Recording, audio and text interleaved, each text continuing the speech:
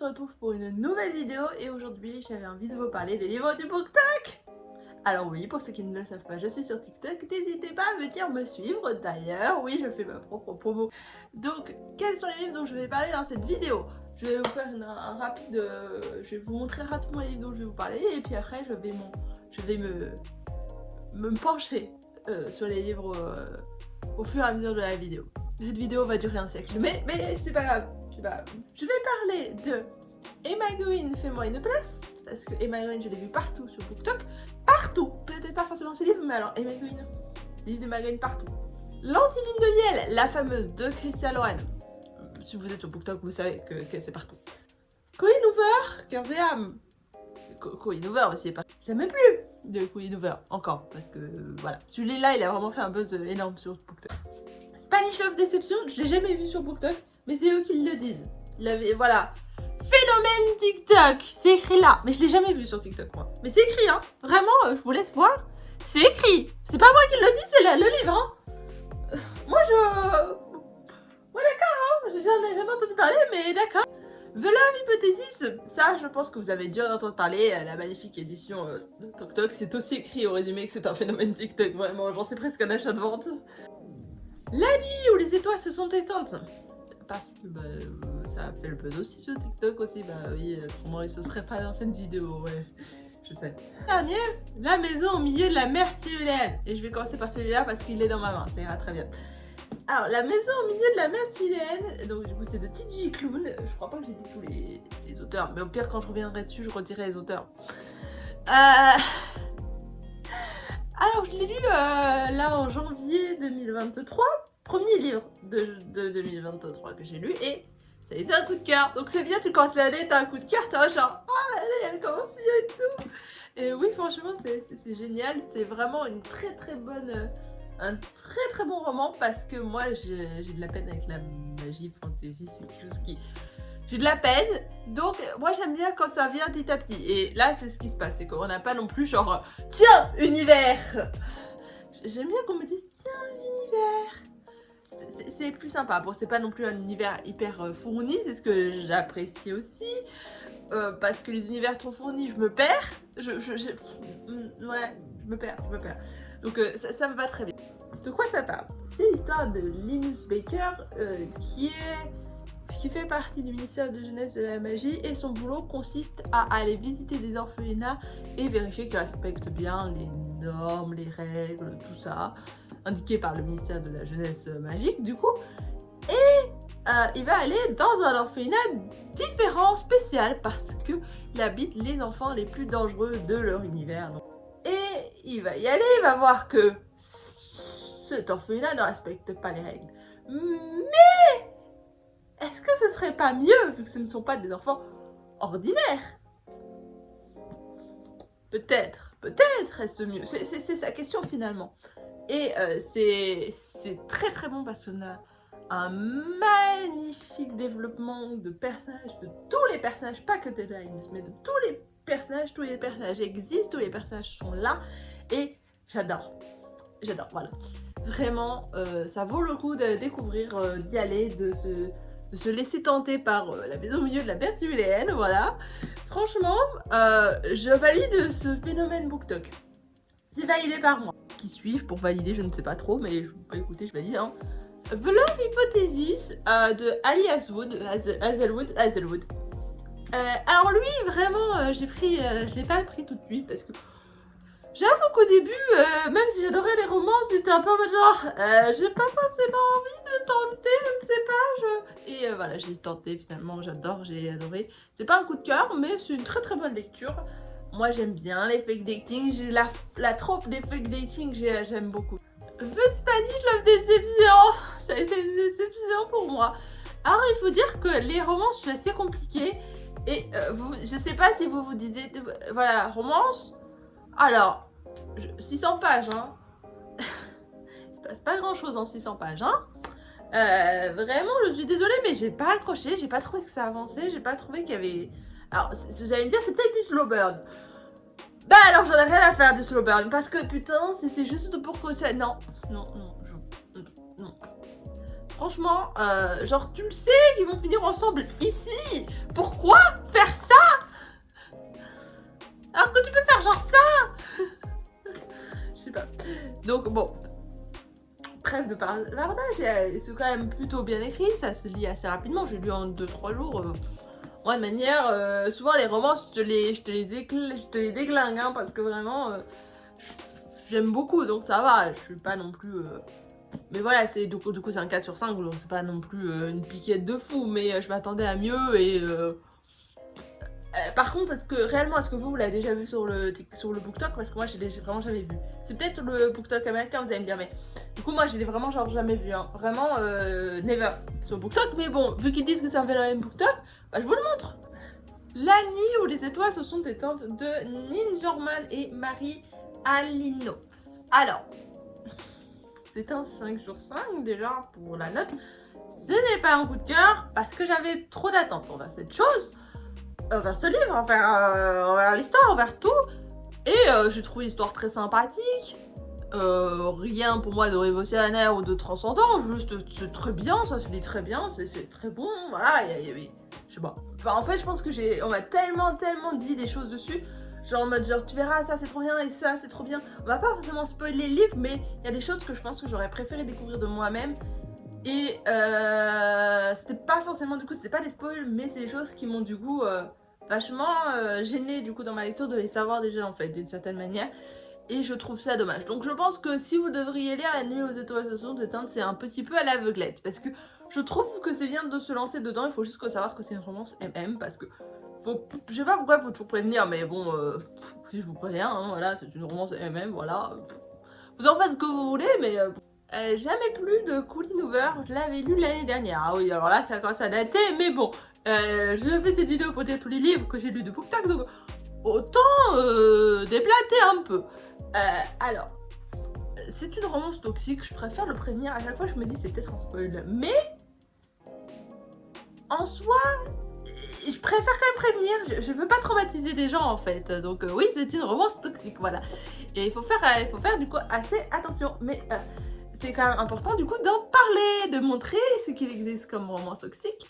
Je vous dis pas comment, pourquoi, qu'est-ce qu'il y a, qu'est-ce qui se passe, etc. Je vous laisserai découvrir ça en le lisant.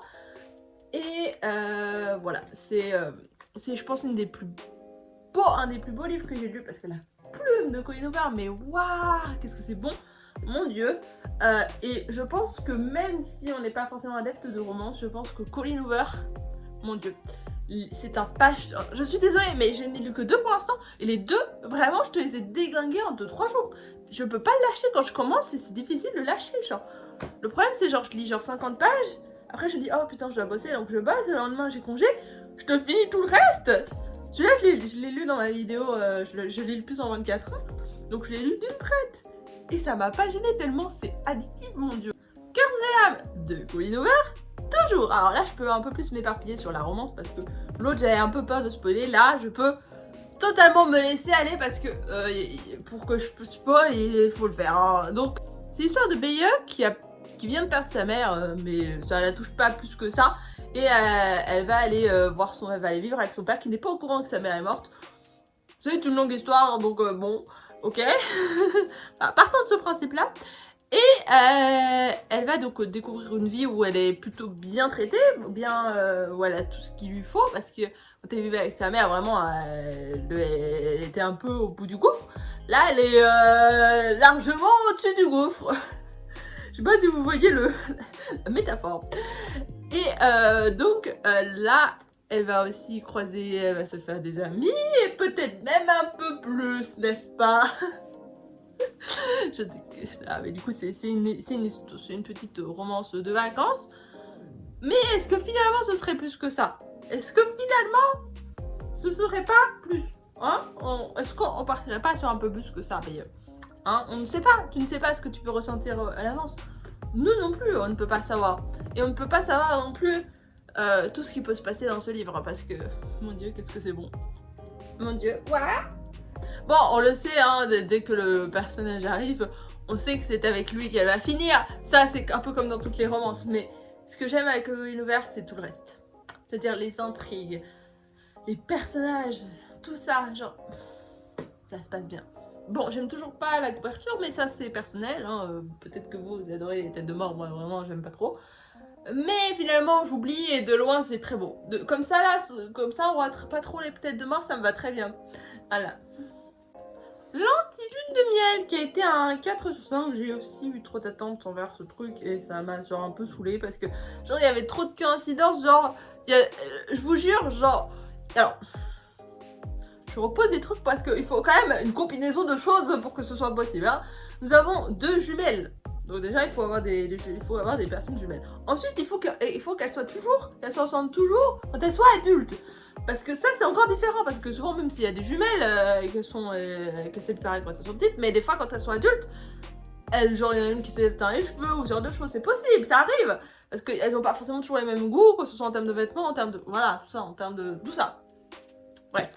Mais donc on part du principe que les deux se ressemblent encore vraiment très beaucoup. Il faut pas non plus qu'une soit fait un tatouage ou voilà, vous voyez. Mais non mais il faut vraiment que j'ai tout dégueulasse, hein, c'est fou.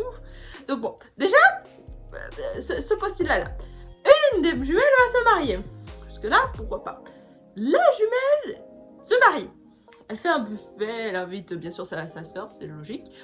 Et alors, le mari a un frère.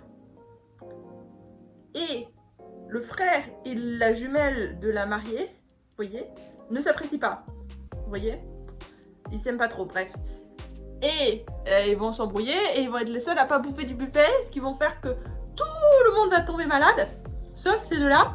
Et la jumelle va être en mode genre, non mais tu dois aller à ma lune de miel, qui est genre tout compris ce que j'avais gagné dans un loto. Vu que tu me ressembles, il n'y a que toi qui peux y aller et la seule personne qui peut t'accompagner c'est le mec que tu n'aimes pas, ton beau-frère, parce que enfin, le frère de ton... Enfin, parce qu'il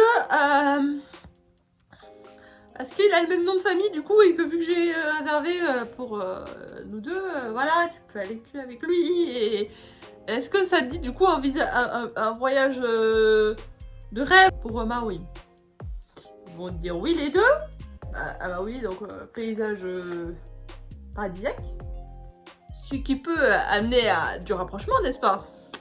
On le sait que c'est pas franchement, pour moi c'est pas du Enemy to Lovers, mais écoutez, c'est différent ça encore, hein. Quand je dis trop coïncidence, c'est pas encore, hein, parce qu'il faut déjà que tous ces éléments s'enchaînent. Ensuite, la jumelle qui donc s'appelle Olive, qui est partie en lune de miel à la place de sa sœur, vient de se trouver un boulot, youpi, alors qu'elle avait été envoyée là et elle cherchait, enfin bon bref, c'était la galère. Elle va croiser son patron à Maui, sachant que du coup elle se fait passer pour sa sœur jumelle. Vous voyez le bordel? C'est pas fini, et qu'elle fait du coup semblant d'être mariée avec le mec. Ok, et que le mec, il y a aussi son ex qui est là. Vous trouvez pas que ça fait déjà pas mal de coïncidences là? Parce que tout ce monde-là à Maui, c'est déjà beaucoup. Alors, en plus, le truc du buffet, de la lune de miel, de machin, gagner au loto en plus. Vraiment, il faut une succession de coïncidences qui les réunissent par l'univers. Vraiment, c'était pour vous dire, putain, il faut que vous ayez ensemble, là, c'est pas possible. Parce que là, je sais pas comment prendre ce message. Parce que franchement, j'étais en mode genre, c'est pas possible. C'est pas possible. Et je vous spoil rien, c'est vraiment genre là, hein, c'est genre les 100 premières pages, hein, que je vous raconte, hein. Ça fait beaucoup, je trouve, à digérer. Ça, c'est juste mon point de vue. Ils vont commencer à se rapprocher comme dans toutes les romances. Ils vont comprendre que finalement, peut-être qu'ils ne se détestaient pas tant que ça, finalement. Et voilà. Et ça se lit bien. Voilà. Et le dernier livre dont je vais vous parler, c'est Emma Green, Fais-moi une classe. Alors, là, nous avons aussi une sorte d'ennemi to lovers, mais enfin, je sais pas si on peut appeler ça un vrai ennemi to lovers, parce que à chaque fois, c'est genre, on s'apprécie pas plus que ça, et peut-être finalement, pas tant que ça.